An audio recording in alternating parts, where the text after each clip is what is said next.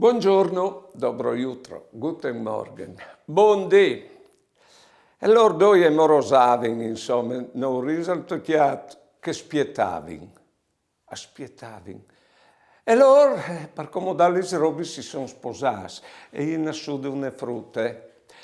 E però loro due non gli di fanno, non arrivavano d'accordo. Anche quando gli è cresciuto che frutte, provate a pensare, si davano la causa a gli di essersi sposati. Con tutto quel pur baruffant tant che mai fra di loro, e hanno avuto altri due figli, che si sono chiatati in una famiglia come che si diceva.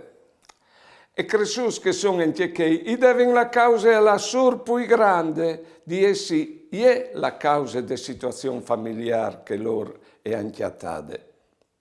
Poi ben, è appena fruttate e a ciro di sposarsi.